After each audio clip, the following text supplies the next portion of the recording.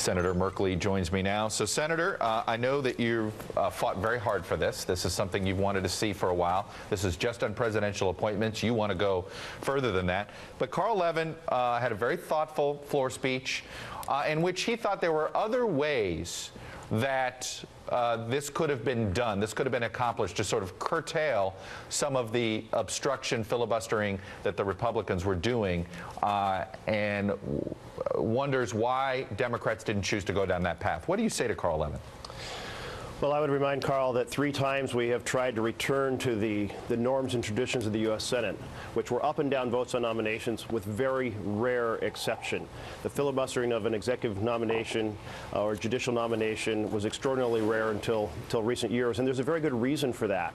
And that's because in the vision of co-equal branches of government, you can't have a minority of one branch systematically attack the functioning of the executive branch or the judicial branch.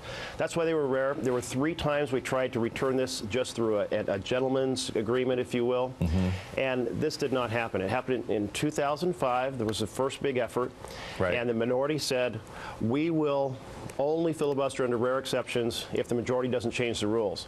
That was a deal made, and then as soon as President Obama came into office, it was broken. So then in January of this year, another major attempt to reach this agreement, and Mitch McConnell pledged, and he said that this is virtually word for word, that the Republicans will return to the norms and traditions of the U.S. Senate regarding nominations. And within 2 weeks, we had the first ever filibuster of a defense secretary nominee. And then just in July was this 3rd major effort, and again, Republicans in the minority pledged that they would not filibuster executive branch nominations with rare exception, and then immediately turned around and did another filibuster on an executive branch. And but so you know, you've taken away your ability. It's very possible that Senate Republicans could be in charge of the U.S. Senate in 2014, maybe hold it in 2016, a Republican president. And for instance, Senate Democrats blocked a gentleman by the name of John Bolton, who they did not want to see to become ambassador to the UN. Now, eventually, President Bush got him there via a recess appointment.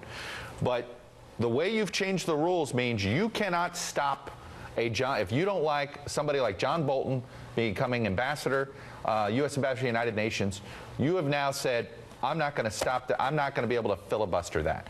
You've taken away your own ability to do that. Are you going to regret this? Actually, that ability disappeared in 2005. It was at that point that the Republican majority said that if you don't quit filibustering nominations of President Bush, we are going to change the rules. And it's only because the Democrats stopped. So they got the rule change without the rule change, if you will, without a formal action.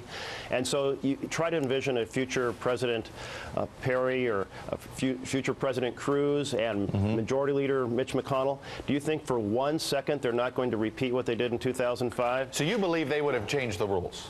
Oh, no matter absolutely. What. So the Democrats, anyone who's been so you close felt to this, you had to change the rules now because they were going to do it. They would do it if you didn't.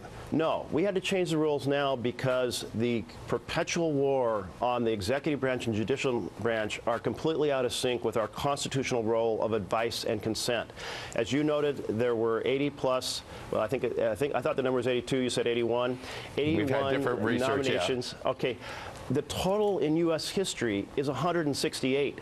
So virtually half of the nominations filibustered have been under these years with President Obama, just 5 years.